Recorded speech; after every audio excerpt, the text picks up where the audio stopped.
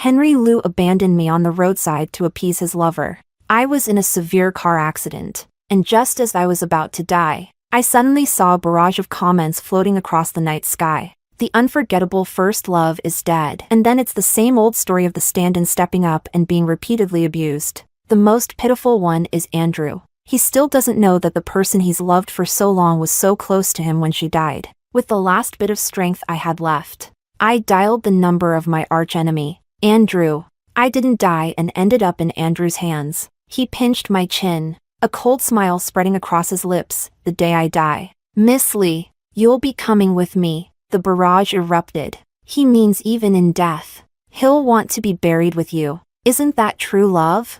He's so deeply in love. What? Love? What love? He clearly wants me dead.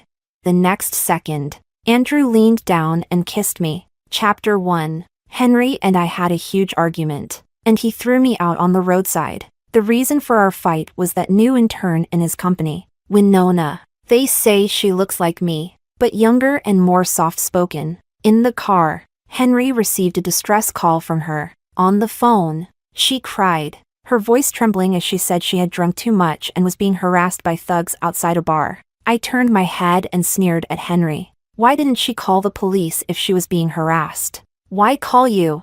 Winona heard my voice over the phone and hurriedly apologized through her sobs. I'm sorry. I didn't mean to disturb you. Although Henry and I grew up together, after being forced into a business marriage by our families, our relationship grew colder. We each did our own thing, never interfering with each other's lives. But for some reason, I just couldn't stand Winona, maybe even hated her. Henry called his assistant to pick Winona up, then looked at me, sneering. Why do you hate Winona so much? Are you jealous?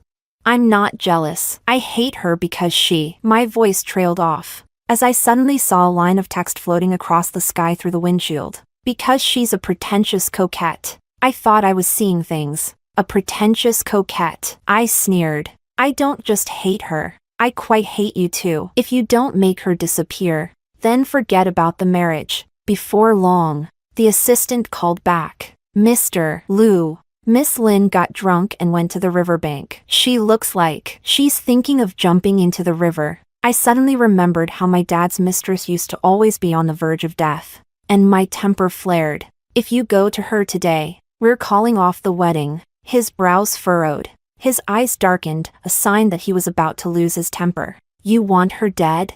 The car door unlocked with a cold click, and Henry's voice was icy. Get out! I didn't want to stay in the same space as Henry anyway. I opened the door and got out. The black Maybach quickly disappeared into the endless dusk. Only then did I realize I seemed to have been abandoned in the desolate outskirts. I stood by the roadside, trying to find a signal on my phone. A blinding light suddenly flashed from the side. The next second, a speeding car hit me, knocking me to the ground. My calf was crushed under the tire, the pain of bone shattering overwhelming me. The driver, afraid of getting into trouble, didn't even get out to check on me before speeding away. Blood flowed continuously beneath me, and I clenched my phone tightly, enduring the pain. Fortunately, I finally found a single bar of signal. I mustered the strength to call Henry. As soon as the call connected, it was immediately hung up. This was the outskirts. The nearest hospital was at least an hour away. I felt like I probably wouldn't make it until the ambulance arrived. The sky darkened, and I curled up on the concrete in pain, the scent of blood filling my nostrils. I could clearly feel life slipping away from my body, bit by bit. Just as I was about to dial for emergency services, I saw more lines of text floating across the night sky. By the time the ambulance arrived, she had already died from blood loss. How tragic. Rachel's story ends here. If Henry knew the call he just hung up was Rachel's last call for help before her death, he would probably regret it for the rest of his life. Whether he regrets it or not, he will definitely hate Winona for it. The unforgettable first love is dead, and the stand-in takes over, leading to more abuse and a tragic ending. The saddest part is Andrew. He doesn't know that the person he's loved for so long was so close to him when she died. He'll go mad and become the villain later, and his ending won't be good either. Enough. I can't stand seeing Andrew like this. I blinked, confirming that I saw Andrew's name. He seemed to be very close to me. I tried to move, and the will to survive pushed me to use the last bit of my strength to dial Andrew's number. The call connected quickly. His voice was cold. "Speak." I suddenly felt like crying, even though things had been so tense between us. I didn't expect him to actually take my call. In a weak, trembling voice, I said into the phone, "I was in a car accident. I'm dying. Please, help me." He paused, then immediately asked, "Where are you?" I told him the location and didn't hang up. I was shaking from the pain, unable to say another word. In my fading consciousness, all I could hear was Andrew telling me not to be afraid. In my memory, he had never spoken so many words to me before. We had always schemed against each other, fighting to the death. But at that moment, I felt he was the best person in the world. The moonlight pierced through the thin clouds and scattered on the ground. The cold wind blew, and my body temperature dropped as the blood continued to flow. I was shivering uncontrollably, struggling to keep my eyes open. Through the blood-blurred vision, I saw Andrew rushing towards me in a panic. Just before the world fell into darkness again, I saw more lines of text appear before my eyes. The unforgettable first love was saved? She didn't die? So how does the stand-in take over now? Why does this feel different from the usual novel tropes? Suddenly, it's getting interesting. Let's keep reading. Oh no, what should I do? I'm starting to ship them together. Chapter 2. During the half-month I was in a coma, I gradually understood. The words I saw were called a barrage. It was from reading The Barrage that I learned I was the unforgettable first love who died young in a stand-in novel. Henry is the male lead, and Winona is the female lead. After my death, Winona took my place with her similar face, starting a tragic love story with Henry. I thought Henry no longer had feelings for me, but it turns out he still carried me in his heart. After I died, he couldn't stop thinking about me, leading him to both love and hate Winona. Honestly, the plot of this novel disgusts me. Even after death, I don't find peace but become part of the tragic love story between the male and female leads. The day I opened my eyes, the barrage went wild. Rachel woke up.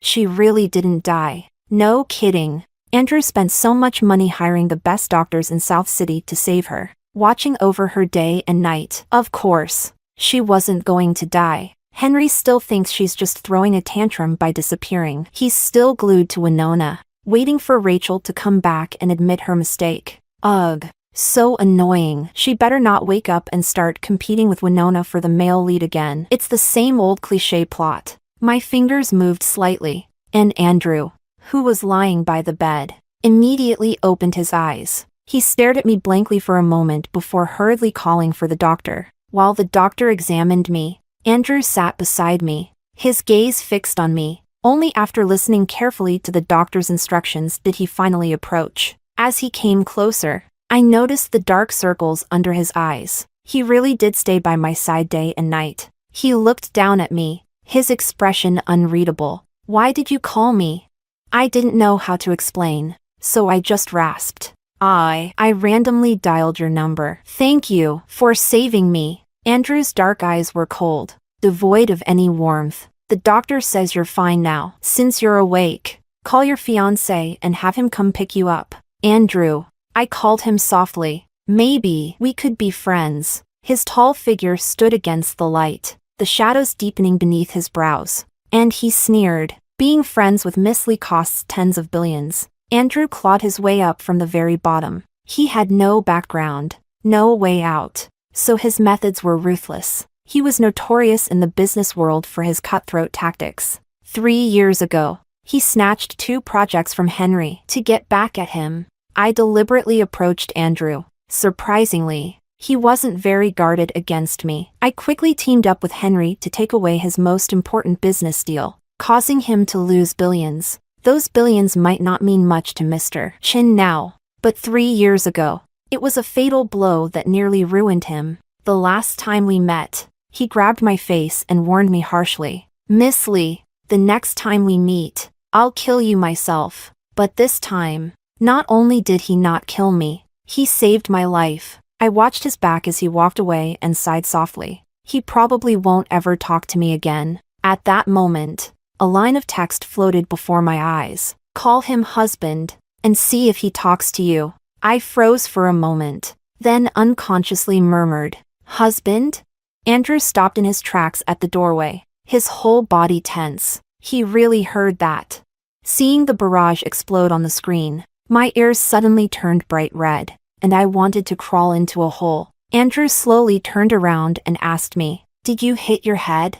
I buried my face in the blanket, peeking out at him through a small gap. Based on the information from the barrage, I knew Winona was the daughter of the woman my dad had an affair with. Now, my dad had acknowledged her as his daughter. According to the plot, after I die, my dad would have Winona marry Henry in my place. My dad wasn't too heartbroken about my death now that he had a new daughter. But back then, he begged me to agree to the marriage with the Liu family for the sake of his company. As expected, I'll never be more important than his interests. Rather than going back now to be used as a pawn by my father and being forced to marry Henry, I might as well pretend to have a damaged brain. I popped out of the blanket and said to Andrew, back then, my dad forced me to marry you to pay off his debts. Even if it was a business marriage, you didn't have to be so cold to me. We could be friends. The night was dark and thick. Andrew's silhouette was hidden in the darkness, his gaze deep and unreadable. I weakly coughed.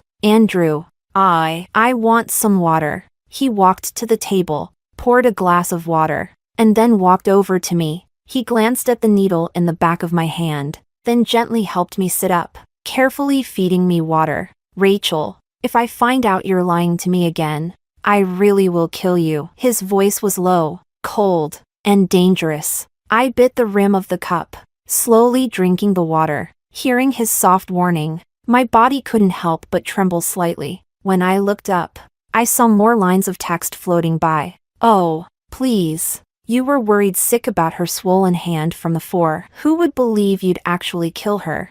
Tisk. You probably just want to kill her in bed. Hey, keep it PG. This isn't a no man's land. I suddenly choked on the water and started coughing. Andrew put down the glass and gently patted my back, chuckling softly. Take it slow. Your face is all red from coughing. Once I had calmed down, Andrew tucked the blanket around me and sat by the bed, feeling my forehead for a temperature. He then dialed his assistant. With his calloused fingers, he gently brushed away the strands of hair on my forehead, his deep black eyes carefully observing my expression. Did you just say your brain is broken? I shrank back under the blanket, too scared to say anything. Andrew's thin lips lost their faint trace of a smile as he spoke into the phone. Tomorrow, bring in the best neurologist to see if Mrs. Chen's brain is really damaged. Wait, what did he just say? Mrs. Chen, is he serious? Is this going to be one of those forced marriage plots? No wonder he's the crazy villain. This is getting intense.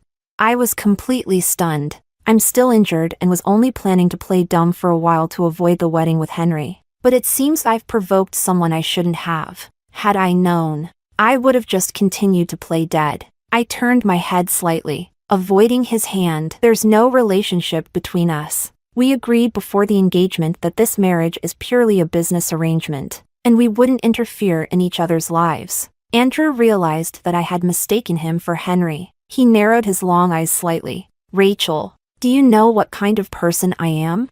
I shrank my neck and said softly, a good person. In the darkness, Andrew's expression was cold and stern, and he looked quite frightening. But at that moment, I was exhausted and sleepy, and with my injuries still fresh, I quickly fell asleep after closing my eyes. In the hazy moments of drifting off, I caught a faint scent of cold, woody fragrance in my nose, which disappeared as quickly as it came, and the barrage floated by again. Ah, just 0.1 centimeters more, and you stopped? Andrew, aren't you supposed to be the crazy villain? How can you not even dare to kiss her? Seriously, are villains this pure-hearted now? Chapter 3. The doctor said that after the car accident, I might experience some memory confusion, so it's normal to mistake people. Maybe it will get better after some time. I don't know what Andrew is thinking. He didn't deny being my fiancé and even visits me every day. The comments say he's doing it to avoid upsetting me and to help with my recovery. It seems like the little bit of kindness he has left in this life is all being used on me. But my temperament is both capricious and spoiled. Henry couldn't stand my attitude long ago. Andrew really shouldn't like me. 2 days ago, I threw a tantrum in the hospital, and Andrew took me home. After learning that my brain was messed up, his temper and patience seemed surprisingly good. No matter how spoiled I acted, he didn't seem to get angry. At one point, people around him thought he was the one who had lost his mind. The weather quickly turned to early summer, sunlight streaming through the blinds, and even the breeze carried the scent of sunshine. My leg had finally healed enough to walk around after receiving treatment. Andrew sat by my bed, slowly peeling an apple. The pale golden light shimmered on his tousled hair, and when he looked up, the sunlight just grazed his cold, dark eyes, giving an illusion of warmth. I stared blankly for a long time before snapping out of it and taking the apple from his hand. I took a bite and then threw it on the floor. Tasteless. Andrew's eyebrows slightly furrowed, a faint trace of impatience on his face. Sure enough, someone as spoiled as me would be intolerable to anyone. In the 2 months I was gone, even my father and Henry didn't care about me and never looked for me. It would be good for Andrew to wake up sooner and realize what kind of person I really am. Unexpectedly, he stood up, picked up the apple from the floor, rinsed it briefly with water from the kettle, and then bit into it, his dark eyes narrowing as he looked at me. His expression revealed a hint of danger. I immediately shrank back, whispering, "That apple, I've already bitten into it." Andrew's lips curled into a faint smile. Miss Lee has never gone hungry, so she doesn't know the value of food. This seemed to be the first time he had been angry with me in a long time. After finishing the apple, he quickly left for the office. He built his business from scratch and is busy every day. Over the past 2 months while I was recovering, although he visited me daily, we didn't spend much time together. Most of what I know about him comes from the comments. At that moment, another comment floated before my eyes. Andrew hates it when people waste food. If Rachel keeps acting like this, he'll end up hating her sooner or later. So if I keep acting up a few more times, Andrew will start to hate me. My leg has almost healed now, and by my calculations, it's just the right time to go back and settle the score with those people. Suddenly, the comments began to increase. Andrew has been an orphan since childhood. He once fought wild dogs to protect his food and started underground boxing at 14, enduring countless beatings just to get a full meal. Even after Rachel's death, Andrew was the only one who remembered her. But this spoiled young lady really didn't deserve the madness he later showed in avenging her. Yeah, just think back 3 years ago. Rachel casually mentioned meeting him for strawberry souffle the next day. Then she stole his business and disappeared, leaving Andrew waiting for her all day in the pouring rain. Indeed, someone as heartless as Rachel doesn't deserve him. That night, I tossed and turned in bed, unable to sleep. I had planned to cancel the contracts with the Liu family after returning, which would naturally transfer those businesses in the new city to Andrew. As long as the Li and Liu families don't join forces, Andrew would have no rivals in South City. How am I heartless?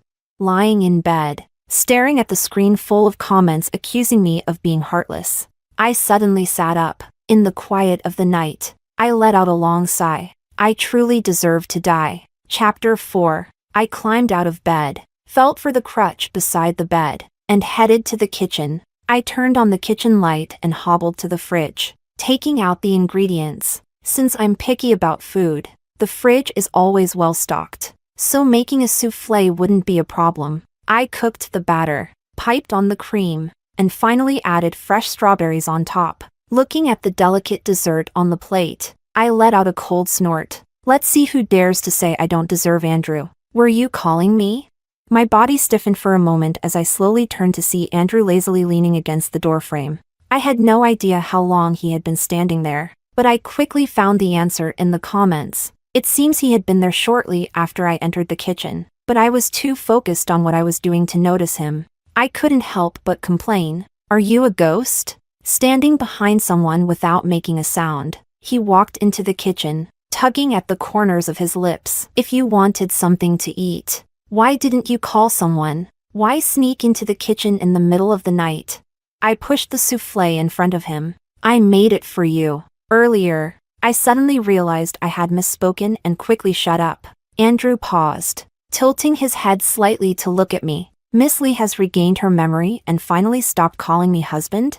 I only said it once. I pursed my lips. And I wasn't calling you. The smile in Andrew's eyes instantly faded, his voice dropping as he asked. Then who were you calling? Standing on one leg, I instinctively stepped back. My foot faltered, and I nearly fell. Andrew reacted quickly, grabbing me by the waist. He held my waist firmly and lifted me onto the kitchen island. Don't move. His deep voice echoed in my ear, strangely alluring in the quiet of the night. My breathing inexplicably quickened. His hands rested on either side of me as he glanced at the plate and then lowered his eyes to ask, "You made this for me?" I nodded slightly. "But I don't like sweets." "Then throw it away." I paused, then said, "Or feed it to the dog." He picked up a spoon and started eating the dessert, a smile slowly spreading across his lips. "Not bad." Suddenly, he held the spoon to my lips. "Taste it." Aside from the man in front of me, pink comments floated across the screen. I realized that the interaction between Andrew and me was becoming too intimate. I turned my head slightly. "I don't eat sweets at night. They'll make me gain weight." Andrew grabbed my chin, forcing me to look at him. "If you don't eat it, I might think there's poison in this cake," he said with a faint smile, a strange emotion flickering in his dark eyes. "I can't go down alone. Can I?" I lowered my head and took a bite of the cake from the spoon, glaring at him. "Dog." Instead of getting angry, Andrew chuckled and continued eating while feeding me. The sweet smell lingered in the air, and soon the soufflé on the plate was gone. Even though it was just the two of us in the kitchen, the continuous flow of comments made me feel like I was being watched, making me extremely uncomfortable. After finishing the dessert, I hastily jumped down from the kitchen island. My mind went blank, and for a moment, I forgot that my left leg was injured. When I realized it, I gasped in pain. I reached out, grabbing the collar of Andrew's robe, pulling it open, exposing his firm chest muscles. I stumbled forward, my head buried against his chest. A bit of cream from the corner of my lip smeared on his chest, which rose and fell slightly. Below that were his defined abs. Faint scars were still visible on his skin. The situation was too awkward. I froze until I heard his voice above me. "Rachel, what exactly are you trying to do?" I looked up, meeting his obscure gaze, and suddenly realized that all the comments had disappeared. Only one fleeting comment remained, complaining about how the novel's censorship didn't allow anything below the neck to be described. Oh, so, this scene in front of me, they couldn't see it. I looked at Andrew, my gaze drifting. "I just want to go back to sleep. Your leg is injured. Don't move around." The next second, I felt my body lift as he picked me up. The cool, woody scent from him filled my nostrils, making me tense, and my fingers suddenly tightened on his shoulders. He frowned slightly, looking down at me. "Are you a cat?" I quickly released his shoulders, my hands now resting awkwardly on his chest. "This position doesn't seem right either." Andrew held me steadily as he walked toward the bedroom, letting out a soft chuckle. "If your mind is already healed, how should I deal with you?" I looked at him with innocent, harmless eyes. "I don't understand what you're talking about, hubby." Andrew's eyes darkened as he looked at me. "Does Miss Lee think I got to where I am today by being easily deceived? This guy Andrew is becoming harder and harder to fool." He gently placed me on the bed, and I wrapped my arms around his neck, giving him a light kiss on the cheek. Andrew's body stiffened, and his expression froze. Blushing, I whispered to him, "Good night." Chapter 5. The next morning, I was woken up by the ringing of a phone. With my eyes closed, I fumbled for the vibrating phone under my pillow. On the other end of the line, Secretary Wang's voice came through. "Miss Lee, yesterday Henry asked me about your whereabouts. I'm currently using a private phone number, and only Secretary Wang can reach me." I rubbed my eyes. "What did you tell him?" "I said you went to Europe for business and wouldn't be back for a while." But next month is your wedding day. Are you still planning not to return?" I turned over and continued speaking. "I'm planning to run away from the wedding. He can marry whoever he wants." "Sister Wang, You were right. Even if I'm entering into a marriage of convenience, I can't just pick any scumbag. I'm clear-headed now. I stared at the ceiling, suddenly recalling how Henry once mentioned feeling a sense of novelty when he met Winona. At that time, I didn't understand what he meant, but after meeting Andrew again, I must admit it feels quite fresh. It's kind of interesting when you think about it. As soon as I finished speaking, I locked eyes with a pair of pitch-black eyes in the corner, and the blood in my veins froze. It was Andrew, and then the screen filled with a barrage of WTF comments. I was dumbfounded, my mind going blank and unable to think. My face went pale as I hurriedly hung up the phone and hid it behind me. Why are you here? Comments appeared before my eyes. Why is Andrew still wearing the same robe from last night? Did he stay here all night? Help! What happened after Rachel pulled open his robe last night? Is there something my premium membership doesn't let me see? Weren't they too shy to even kiss before? How did things escalate so quickly? I snapped out of it and asked him in a trembling voice. Did you stay here all night? Andrew propped his head up with his hand, staring at me as he casually responded. I spent the whole night thinking about why you kissed me, and before I knew it, it was morning. He can think about something like that all night? Is this guy crazy? Wow, what a pervert. I love it. How does Andrew manage to be both creepy and pure? I tried hard to calm myself down. No, I couldn't calm down at all. Andrew had stayed in my room all night. That means he heard everything I said to Secretary Wang on the phone just now.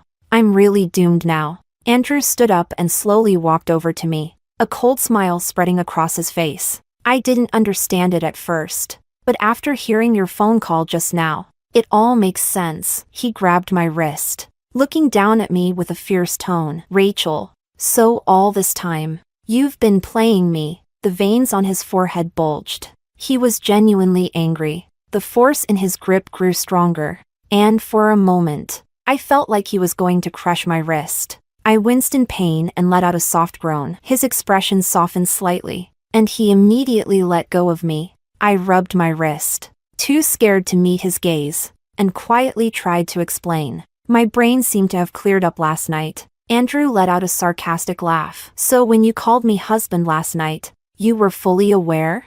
Tell me, what's your game this time?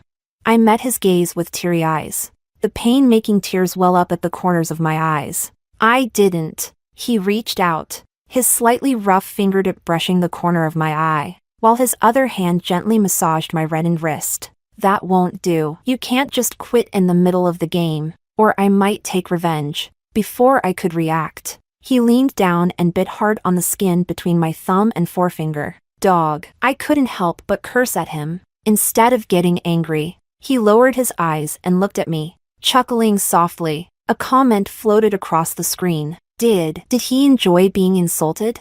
Pervert. I cursed him silently. Suddenly, my phone rang behind me. Before I could react, Andrew snatched the phone from me and answered it. Henry's voice quickly came through on the other end. Rachel, next month is our wedding. Where have you run off to?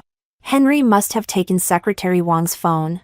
Andrew's expression darkened. I reached out to grab the phone from him, but he stepped back, and I ended up falling into his arms. He held onto my fingers, his palm radiating a warm heat that seeped into me. I mouthed the words to him. I don't want to marry him. Don't let him find me. Andrew paused for a moment, the ice in his dark eyes melting instantly. On the other end of the line, Henry started to threaten me. Rachel, I know you want to run away from the wedding. If you don't show up next week, I won't hesitate to replace you with another bride. You probably don't know this, but the Lee family doesn't just have one daughter. Even if you disappear, you won't be able to stop the marriage alliance between our families. Andrew squinted his eyes, lazily playing with my fingers as he spoke. Her brain's broken right now, so she won't be marrying you. Henry hesitated for a moment. Who are you? Why are you holding Rachel's phone?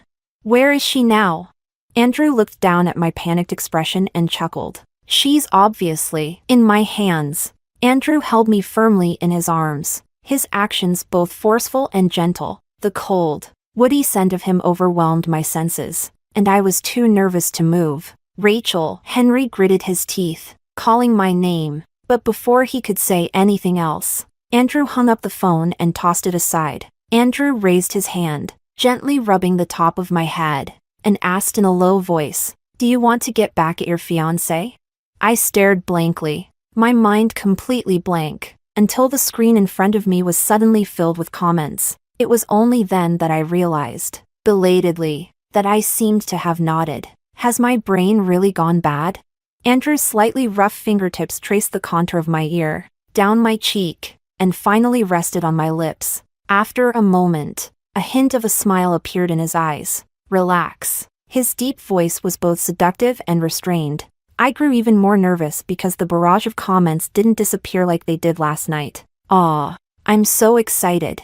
I'm about to scream. Wow, is this really something I'm allowed to see? After a long day of work, this is exactly what I deserve." I closed my eyes tightly, then opened them again. No, I couldn't do it. Knowing there were people watching, I opened my mouth, about to say something, when there was a knock on the door. Andrew immediately let go of me. Then, his assistant pushed the door open and entered. "Boss Chin, there's a document that needs your urgent signature." Andrew took the document, his eyes lowering as he suppressed the desire in them. "That's it? It's over?" I knew it. There's no way I'd be allowed to see this. I was so ready. "And that's all? Are you kidding me?" I let out a sigh of relief. I looked up and met Andrew's gaze. He tossed the document to his assistant, leaned in close, and whispered in my ear, "I'm pretty busy today, but I'll come find you tonight." In a moment of foolishness, I asked him, "Don't you ever sleep?" He chuckled. "Then make sure you're clean and ready for me tonight." Huh? Is this happening at full speed? It's always more thrilling with the darkened female protagonist and the villain. I stared blankly at Andrew's retreating figure. Suddenly, it hit me. He misunderstood. Chapter 6. In the evening, the maid helped me take a bath. I'm not sure if it was Andrew's idea, but even the bath gel had a special floral scent. I waited anxiously until late at night, but Andrew didn't show up. I sat on the sofa by the window, reading a book, and unknowingly fell asleep. A loud bang jolted me awake. I hurriedly opened my eyes to see Andrew standing at the door, one hand in his pocket, his expression grim. "Miss Lee, did you sleep well?" He only calls me that when he's angry. I tilted my head to look at him and asked, "What happened?" The bedside lamp cast a cold, heavy light on his eyes, and he just stood there, quietly staring at me for a long time. "I lost a deal today, just like 3 years ago, because of a leak of company secrets. This time it wasn't me." Miss Lee is quick to deny it. Andrew leaned in slightly, his hand gripping my wrist. "I saved your life, yet you still plot against me. Do you even have a heart?" His voice was icy, devoid of any warmth, and suddenly he pushed me down onto the sofa. His cold breath was close, and I stared at him with wide eyes. "Andrew, what are you trying to do?" He pinched my chin, a cold smile spreading on his lips. "You should know that I stepped on many people to get where I am today. If there comes a day when I lose everything, I'll die a horrible death. So when I die, I'll make sure you, Miss Lee, come with me." He means he wants to be buried with you, even in death. Isn't that true love? Aw, he really loves her so much. No, how is that love? He clearly wants to kill me. I blinked, and another comment floated across my vision. Another classic tragic romance trope in a novel. No one speaks up to clear the misunderstandings, and even if they like each other, they won't admit it. Yeah, why not just clear up the misunderstanding?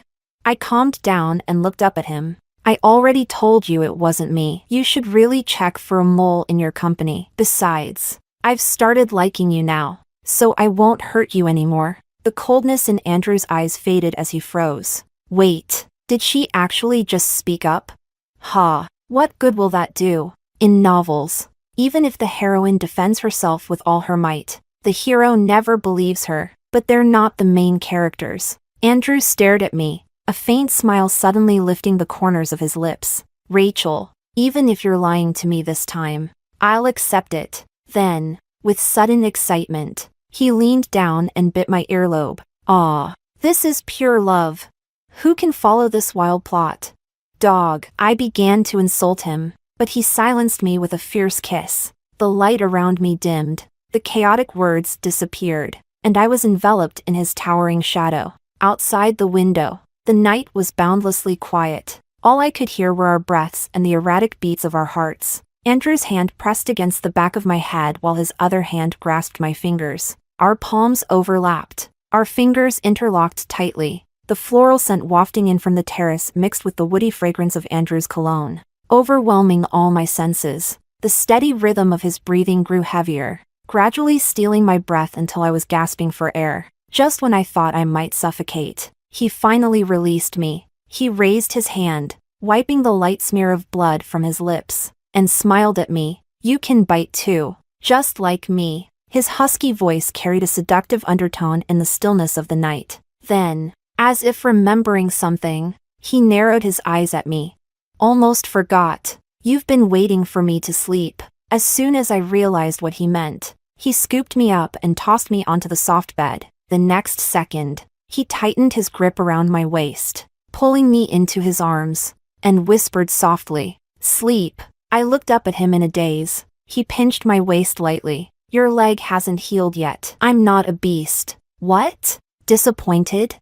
I didn't dare speak, hurriedly closing my eyes. Chapter 7. Andrew might indeed be a hopeless romantic, but his mind is certainly not broken. He took my phone and began investigating the leak. It didn't take long for him to uncover the traitor, one of his trusted aides who had been bribed by the Liu family. On the day I was cleared of suspicion, he returned my phone to me. As soon as I turned it on, countless missed calls and messages flooded in, all from Henry. As the wedding day approached, he was genuinely starting to panic. Andrew's voice held a hint of apology. "Sorry, I misunderstood you." I stared at the messages on my phone, not even bothering to look up. "I have a record, so it's natural for you to suspect me. I'd suspect me too." Andrew paused for a moment before continuing. "But I took your phone and didn't let you go out." I found his words a bit odd. "My leg is injured, and the doctor told me to rest." "Where would I even go?"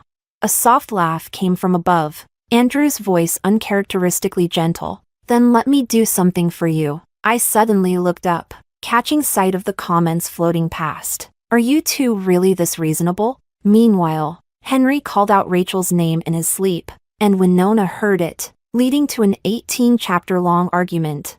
"Seriously? A misunderstanding this big and you're not even going to have a fight? The bed is right there. Stop. Your wild imagination is hitting me in the face." I thought for a moment and said, "I want to go to tomorrow's wedding." The comments suddenly became excited. I knew the plot couldn't go that smoothly. Andrew's about to lose it. "Andrew, hurry up. Time for the kidnapping, binding, and dark, twisted scenes." What kind of people are reading these novels? I suddenly felt a bit uneasy, and was about to explain myself when I heard Andrew say, "All right." I breathed a sigh of relief. I knew it, Andrew isn't as crazy as they make him out to be. But then, the smile on Andrew's lips slowly faded, and his eyes grew colder, filled with possessiveness. I also received an invitation, but I'm missing a date. Oh boy, here comes the showdown. Chapter 8. Before going to sleep, Andrew unexpectedly offered to massage my leg. His temperament is usually wild, like a dog, but at this moment, he was inexplicably gentle. He must have felt guilty for misunderstanding me this time, and his conscience got the better of him. I looked down at him as he knelt in front of me and smiled. Thinking about it, it's only right that he serves me like this. Andrew lifted his gaze to meet mine, his expression a bit cold. "Why are you smiling like a fox?" "You're the fox. Your whole family is full of foxes." He held my ankle in his hand, his dark eyes dimming for a moment, then asked, "Is your leg better?" I nodded. "The doctor said it's almost fully recovered." Andrew suddenly asked me, "I remember you mentioned that you like me?" In a moment of panic to save my life, I had indeed said that. I instinctively tried to pull my leg back.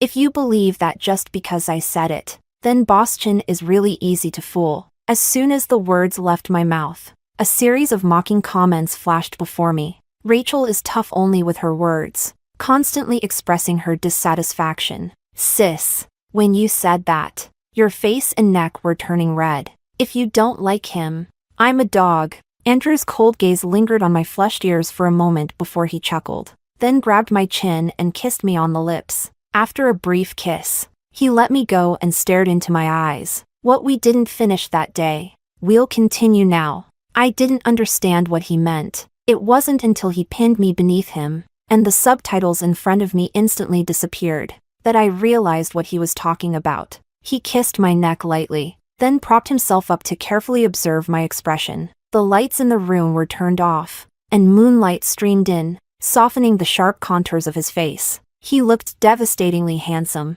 I could hear the sound of my own heartbeat speeding up. Are you scared? Who's scared? My breath was erratic, and I pushed him away with all my strength, cursing, Andrew, you bastard. When I said sleep, that's not what I meant. He pressed down on my hands, his scorching body heat seeping into me, and he smirked wickedly. Save some strength to curse me later. He leaned down and kissed me hard, swallowing my muffled protests. His fingers brushed through my hair, then trailed down my arm, capturing my wildly flailing hand, and just like that, I was pulled into the depths of the endless night by him. Chapter 9. The next morning, I opened my eyes, feeling sore all over as if I had been torn apart. Andrew held me tightly by the waist, pulling the blanket back up to cover me. At that moment, a flood of nonsensical comments appeared before my eyes. My face flushed with heat, and I immediately reached out to pull down the blanket covering Andrew. There were faint scratch marks on his tanned abs. The world fell silent again. Andrew stared at me, raising an eyebrow slightly. Are you really embarrassed? I didn't say anything. Instead, I picked up the watch he had left on the pillow and glanced at it. Then I tossed the watch onto his chest. The wedding is already over. Didn't you promise to take me there yesterday? A mischievous smile appeared in Andrew's dark eyes. Didn't Henry say he was going to marry someone else? Why would I take you there to ruin such a good thing? No wonder he kept me busy all night, turning me over and over. So that was his plan. Furious, I kicked him. I wanted to go back to settle scores with them. Now that the wedding is over, how am I supposed to do that? Andrew grabbed my foot and smiled. Your leg has just recovered. Don't kick too hard. There's still a banquet at your house tonight. I'll take you there. I had almost forgotten that there was a thank you banquet scheduled after the wedding. As I tried to get out of bed, my legs trembled with weakness. I barely stood up before collapsing back onto the bed. Images of last night's intense scenes flashed through my mind, making me want to kick Andrew again. I looked up at him, stretched out my foot, and gritted my teeth. Put my shoes on. Andrew knelt in front of me and put my shoes on. I raised my hand and brushed off the feathers that had fallen onto his black hair. He chuckled softly. Rachel, are you petting a dog? I nodded. The dog is quite obedient. Chapter 10. When I returned to the Lee household, everyone looked at me as if they had seen a ghost. Didn't Rachel run away from the wedding? How come she's back? Why? Obviously, she regrets it. Too bad Henry is already married to Winona. Even if she regrets it, it's too late now. Henry downed the wine in his glass and caught sight of me. For a moment, he was stunned. He stumbled through the crowd, nearly tripping over his own feet, and stood before me. Rachel, what do you mean by showing up now? Do you regret it? If you just soften up and apologize, I'll divorce her and marry you right away. I've always had feelings for you. I only got together with Winona to make you jealous. It seems he's had quite a bit to drink tonight. He's even spilling his true feelings. I only realized this from the comments floating by. Even though he married Winona, I'm still the unforgettable first love in his heart. But he seems to have forgotten. I'm not only not that good, but also quite bad. I raised my glass to him and smiled faintly. I don't mean anything else by it. I just came to wish you well. I hope you and Winona have a long and happy life together. Henry looked at me with a hint of deep emotion. That's not what you really mean, is it? Of course not. What I really want to do is curse at him. He's already married, and yet he's still looking at me like this. Isn't it disgusting? I didn't want to talk to him anymore, so I walked past him. He reached out to grab my wrist, but I avoided him. I threw the wine in my glass into his face. "Don't touch me. Get lost." The next second, a glass of wine was thrown onto my dress. I looked up and saw Winona. She stood protectively in front of Henry, biting her lip and timidly speaking. "Miss Lee, if you're here to cause trouble, please leave. This is my home. It's my home now too." Of course, as the female lead of the novel, she says such shameless things with such a determined face. It really makes me look like the villainess trying to ruin their relationship. I sneered and looked at Winona. "Then let's see if you can stay." With that, I pushed through the crowd and went upstairs. Back in my room, I picked out a dress from the closet. After changing into it, the comments floated before me again. I'm probably the villainess they're talking about, constantly making trouble and ultimately meeting a bad end. If I want to change my fate, I should try to please Henry and become sisters with Winona. How ridiculous. It's more disgusting to think about doing that than to just play the role of the villainess for the rest of my life, regardless of the consequences. Suddenly, I struggled to zip up the back of my dress. I cursed under my breath. Damn Andrew, knowing my leg is injured and I can't exercise, yet forcing me to eat so much every day, making me gain weight. The sound of the door opening came from behind me, and the zipper was tugged upward. I thought it was Aunt Lou and took a deep breath, saying, "Pull harder." A soft laugh came from behind me. "What's this?" Was Miss Lee not satisfied with last night's service? The zipper was pulled back down. Gentle kisses fell on my back, warm breath brushing against the side of my neck. The comments before me disappeared. My expression stiffened, and I turned my head to see Andrew. "How did you get up here? There are so many people outside." I climbed the wall. No one saw. How can Boston say something so shameless with such ease? Because there are still more shameless things to do. Andrew flipped me around, lifting me onto the jewelry cabinet, grabbing my chin, and kissing me hard. Something was off about him. His actions were forceful, not giving me a moment to breathe. It wasn't until I was gasping for air and hit him hard that he finally let me go. His hands rested on either side of me, trapping me in that small space with an air of absolute possession. In the mingling of our breaths, there was a faint scent of alcohol. In the darkness, his eyes burned as they fixed on me, filled with unabashed possessiveness. I caught my breath and punched him hard. "You jerk. Don't take out your drunkenness on me." A flash of anger crossed his eyes, and he let out a cold laugh. If I hadn't drunk, I would have gone out there and gouged out Henry's eyes. He's married, yet he dares to look at you like that. He really does talk like a villain. I tugged at his tie. "Don't be so bad, or there will be a bad end." "What bad end?" "You'll die a terrible death." He slowly took off his watch, smiling at me.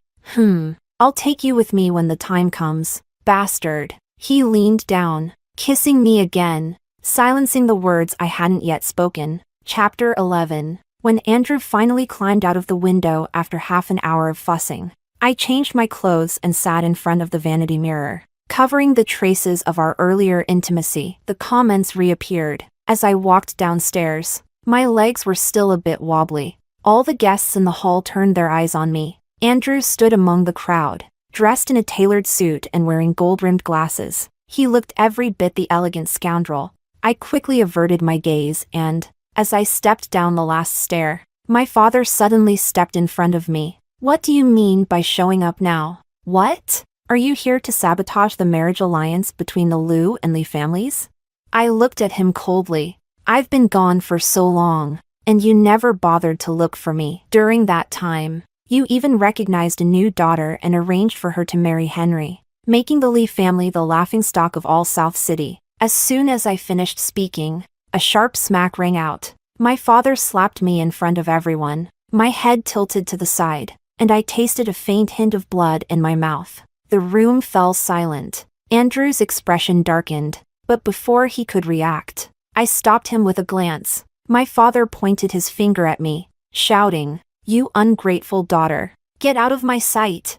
I had always been obedient and had never defied him in public like this. "This is my home, and not only that," I sneered. "From now on, Lee Corporation belongs to Rachel." Secretary Wang hurried to my side, handing me a document. I signed it and threw the document in front of my father. You always said that Lee Corporation was your life's work. So for years, I didn't compete with you, letting you keep your position, but you seem to have forgotten that Lee Corporation was built by my mother and you together. It was never just yours. You probably don't know this, but before she passed away, my mother acquired a large number of Lee Corporation shares and secretly left them to me. So now, I hold the most shares in Lee Corporation. I'm planning to call a board meeting tomorrow. Make sure you attend. My father stared at the document, dumbfounded.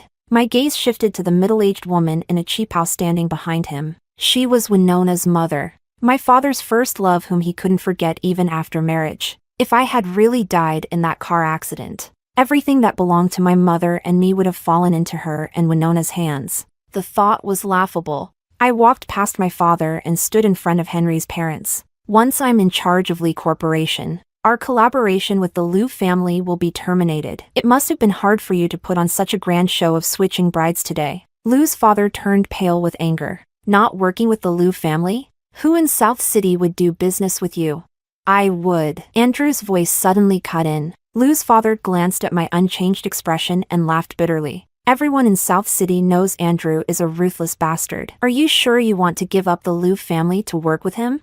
If you're willing, today's wedding can be annulled. I can still bring you into the Liu family. I smiled. There's a reason the Liu family's business is bigger than the Lee family's, because you can say things like that. Chairman Liu. Andrew slowly walked over to me, tilting his head and asking, Miss Lee doesn't find that dirty? I was taken aback. Andrew smirked coldly. Since Miss Lee doesn't have the habit of picking up trash, why stay here? I nearly burst out laughing. Andrew's sharp tongue was truly something. Throughout all this, Henry had been staring at me intensely. He seemed to be mumbling something to himself. It wasn't until I saw the comments that I realized he was saying I would never find someone who loved me as much as he did, and that if I insisted on stepping into a pit of fire, he would no longer care about me. No wonder Winona, who stood beside him, was crying with anger. Without sparing Henry another glance, I followed Andrew out. Just as we stepped outside, my high heel twisted beneath me. A sharp pain shot through my ankle. I looked at Andrew's back and couldn't help but mutter, "Why are you walking so fast?" Andrew heard my complaint and stopped, turning to look at me. The next second, he squatted down in front of me. "I'll carry you." Everyone inside the hall was stunned. I only realized from the comments that what shocked them wasn't the closeness between Andrew and me. After all, relationships in our circle have always been messy. What shocked them was that someone like Andrew would actually listen to me. I stared at the man crouched in front of me, also a bit dazed. "What are you doing?" Andrew smiled. "Miss, how long do you want me to stay like this? Get on." I pressed my lips together and climbed onto Andrew's back, letting him carry me away. Chapter 12. Andrew carried me, his footsteps steady as he walked towards the parked car, the dappled moonlight casting shadows on the ground. In the quiet of the night, he suddenly spoke. "By the way, I have some good news. They found the person who hit you with the car. He got into a car accident while speeding." "Is he dead?" "No." "Then what's so good about that?" "He crashed into a cliff while being chased. Now he's worse off than dead. If he survives, he'll probably spend the rest of his life in prison." I know Andrew's character well. An eye for an eye, a tooth for a tooth. This accident likely wasn't just an accident. I tightened my arms around his neck and spoke softly. "If I had a personality like yours, would I not have been bullied?" He paused for a moment. "You're fine just the way you are. Let me handle these things." I lowered my head slightly, and a tear rolled down onto the back of his neck. Andrew gently placed me in the passenger seat and removed his glasses. His warm palm softly touched my slightly swollen cheek. "Does it still hurt?" I sniffled. "You've done so much for me. But I haven't done anything for you. What right do I have?" "Well then," his knuckles brushed lightly against my cheek as he said, "make me a few more meals. I really like them." I nodded, stunned. Andrew started the car. Since I'd been in an accident before, he always drove with great care. The ride was silent, with nothing but the quiet night around us. Only the flood of comments scrolled past my vision. Did Andrew want Rachel to marry him just now? Why didn't he say anything? Probably afraid of being rejected. Yeah, he knows Rachel might just be using him right now, and he's aware he's falling for her. Despite it all, this is pure, hopeless romanticism, and I'm obsessed. In the close, quiet space, I could hear the sound of my heart beating faster and faster. Chapter 13. To be honest, I still haven't figured out what exactly my relationship with Andrew is. In the business world, we went from being sworn enemies to partners in a flash. And not just any partners, but ones with a lot of trust. The contract I had Secretary Wang send over was meticulously reviewed by Andrew's deputy, Vice President Lee, who had the lawyers go over every word, afraid that I might have set some kind of trap. But Andrew just took the contract from the lawyer's hand and signed it without even looking. Vice President Lee stomped his foot in frustration. You didn't even read it. What if that woman tricked you again? Andrew's lips curled into a slight smile. Then I deserve it. He said this just as I was standing nearby, and I overheard Vice President Lee badmouthing me, which made me feel a bit awkward. Andrew threw the contract to his assistant and looked coldly at Vice President Lee. Say one more word, and I'll have you transferred to Antarctica tomorrow. After that, he walked over to me, his tone turning gentle. Let's go grab some dinner. I got into his car, pulled out a copy of the contract from my bag, and started explaining the terms to him. He didn't seem to be listening very intently, glancing at an old alleyway in the distance, and then suddenly asked me, I remember you mentioned you're a bit of a germaphobe. Yeah, a little. Then we should probably stick to our usual restaurant. Suddenly, a comment floated across my vision. Andrew probably wants to take Rachel to the street food stalls he used to go to. But a place like that would definitely put off a lady like her. I pressed my lips together. I'm tired of the usual. Why don't you take me to a place you like? He chuckled. The places I like, you'd probably find vulgar. I turned my head to look at him. I think you're pretty vulgar too, but I don't mind. Andrew let out a laugh, then stepped on the gas, taking me to the old part of town. The black Bentley stopped at the entrance of an alley. He took my hand and led me to an old street food stall. He asked me once more, Are you sure you want to eat here? Yes. I settled onto the plastic stool, and Andrew quickly ordered the food. Even though it was a street stall, the utensils had been sterilized with boiling water, making it pretty clean. Did you used to eat here often? Andrew handed me the bowl and chopsticks after wiping them dry. Not often. He tugged at the corner of his lips. The first time I earned a bit of money from fighting. I came here for a meal. I was so bruised and beaten up that I scared the owner. I watched his casual expression, feeling a pang in my heart. I always knew he had a tough past, but I didn't realize it was this bad. The food was served quickly, and he put some on my plate. Try it. The stir-fry had a salty taste, with a strong flavor of street cooking. I watched the smile on his lips and said, It's pretty good. I took a few bites of rice and then heard Andrew ask me, I heard your dad is planning to cut ties with you recently. I nodded. They all think you've tricked me. That soon the entire Lee Corporation will fall into your hands, leaving us broke. It's a miracle I haven't been tricked by you. I won't trick you anymore. Rachel, his eyes softened. When you said you liked me, was it true? I really meant it. Andrew chuckled softly. You sound like you're lying to me. Suddenly, I got annoyed and kicked his leg under the table. Jerk. Now that doesn't sound like a lie. At that moment, I suddenly understood the helplessness mentioned in the comments, the feeling that even when a novel's heroine speaks her mind, it often doesn't make a difference. Chapter 14. This neighborhood didn't have the best reputation. At the table next to us, a few thugs arrived and gave me a not-so-friendly glance. Andrew reached into his wallet, pulled out some money, and placed it on the table. He said to me, Stop eating. I'll make you some noodles when we get back. He pulled me to my feet, draped his suit jacket over my shoulders, and wrapped his arm around me as we walked out. His grip tightened on my shoulder. Keep walking forward. Don't look back. I could hear the rustling footsteps behind us. Realizing those thugs were following, I was about to quicken my pace when Andrew stopped me. Wait. Something's not right. I glanced back and saw that the thugs who had been following us had scattered. Suddenly, several large men appeared at the entrance of the alley. Before I could react, Andrew stepped in front of me, landing a punch that took down one of the approaching men. A flash of silver glinted in the night. I gasped. "Watch out. They have knives."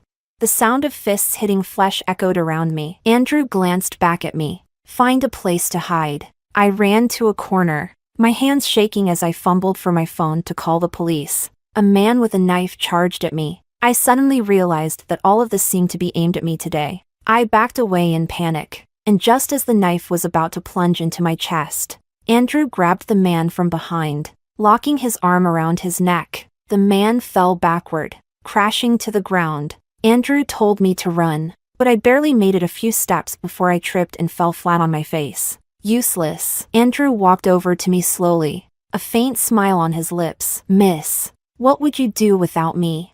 I glanced at the men lying in various positions behind him, then practically crawled into his arms. Suddenly, I froze, my hand slowly pulling away from his back. There was a warm, sticky sensation in my palm. It was blood. Andrew was hurt, and he was bleeding a lot. He was wearing a black shirt, so I hadn't noticed his injury. The next second, Andrew collapsed to the ground, taking me down with him. His body temperature was always high, but now his hands were cold. I clutched his hand tightly, crying like a lost puppy. Chapter 15. After Andrew was wheeled out of the emergency room, he was moved into the intensive care unit. The doctor said his vital signs were weak. Just as he had watched over me, I stayed by his side. I wanted to be good to him, but he ended up in a coma for 2 months. I began to hate him, to curse him. "Andrew, you idiot. Who told you to risk your life to save me? Did you ask for my permission? Weren't you the one who said you'd take me with you if you died? If you die on your own, I'll never forgive you. Even my own father wants me dead. So why are you being so good to me?" A knock on the door interrupted my thoughts. I turned around coldly and saw Andrew's deputy, Vice President Lee. "What is it?"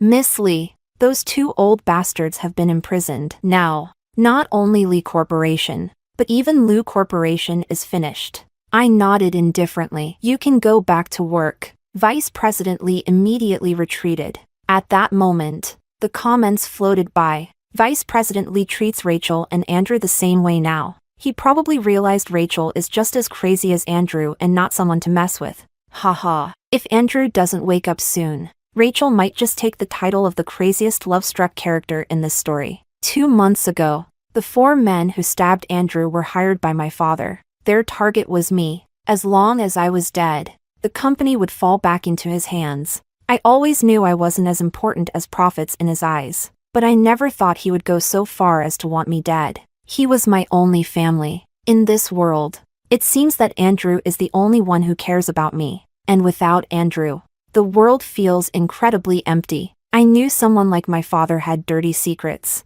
so I went mad, digging into our own company, and I uncovered many long-buried scandals, dragging down a lot of people with them. The Lee and Lu families were always closely connected, so when the Lee family fell, the Lu family went down with them. But now, there are people from South City to North City who want me dead. I leaned over Andrew's bedside, murmuring, "Let me tell you something. Now it's not just my dad. Even the Lu family wants to kill me. Here's your chance. Wake up and protect me. If you keep ignoring me, I'm really done for." My eyelids grew heavier, and in a daze, I felt a gentle touch on my head. I opened my eyes and met Andrew's gaze.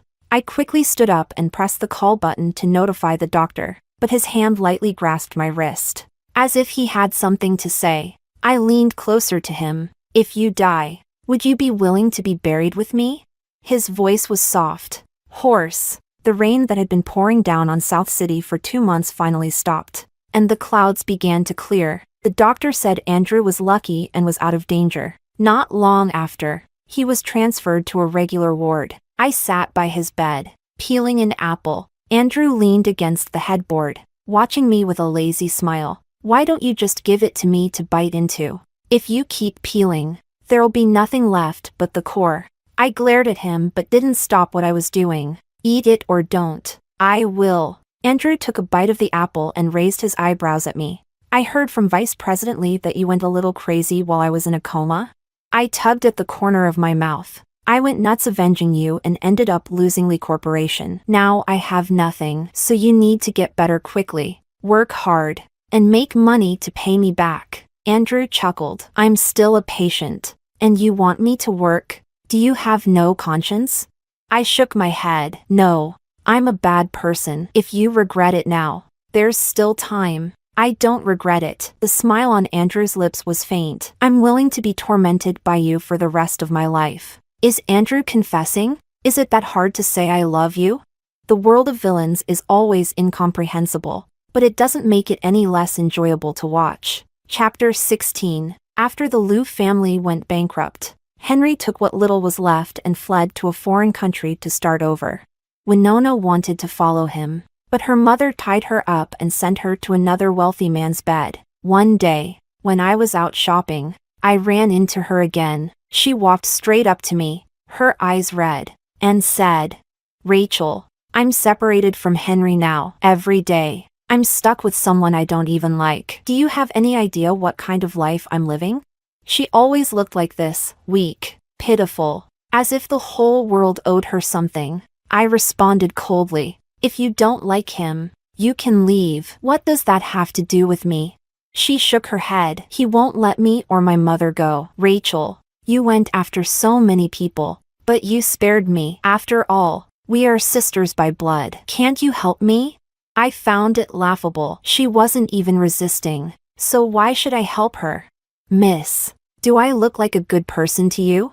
I didn't touch you because I don't consider you worth my time. And besides, if he won't let you go, can't you call the police? If you keep bothering me, I'll be the one calling them." I heard that later. The rich guy Winona was with dumped her right after their engagement. Not long after, Henry's business abroad became quite successful, and he returned to the country. Andrew, worried that Henry might come after me for revenge, wouldn't let me out of his sight. But it turned out Henry had already forgotten about me. The person he wanted revenge on was Winona, who had betrayed him. The next time I heard about them, it was on the news. After returning to the country, Henry tricked Winona into going to the Liu family's old estate and locked her in the basement. A week later, Winona managed to escape while he wasn't paying attention and flagged down a passerby to call the police. When she was taken to the hospital, she was covered in wounds, barely clinging to life. It was said that while Winona was hospitalized,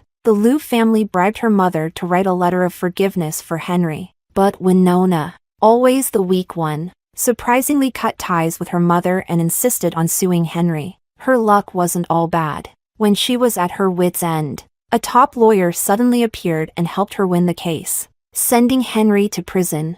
I was lazily leaning against Andrew's chest, watching TV. He glanced down at me, chuckling, his chest vibrating slightly. "Miss, you sure love tearing my clothes off. Do you have a special fetish or something?"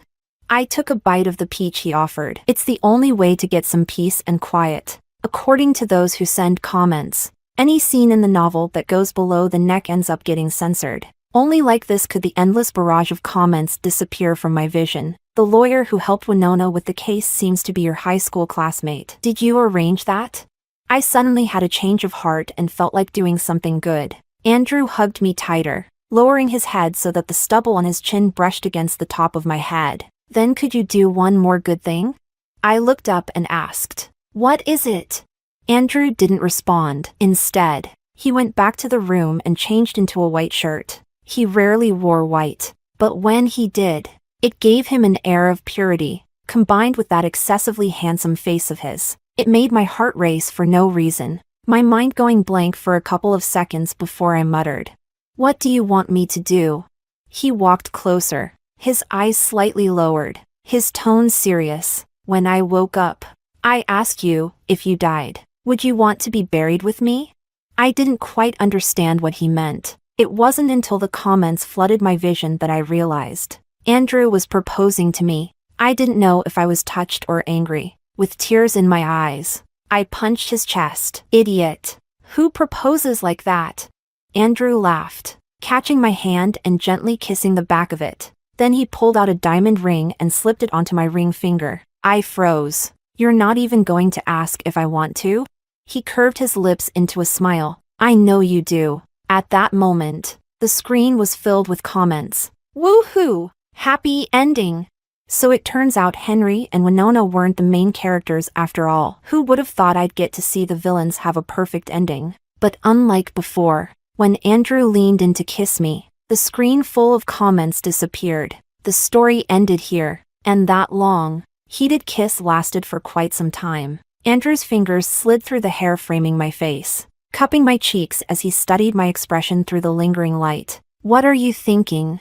I panted softly. I'm thinking, from now on, the story will be just you and me. He stroked my hair, smiling as he asked, then what should we do next?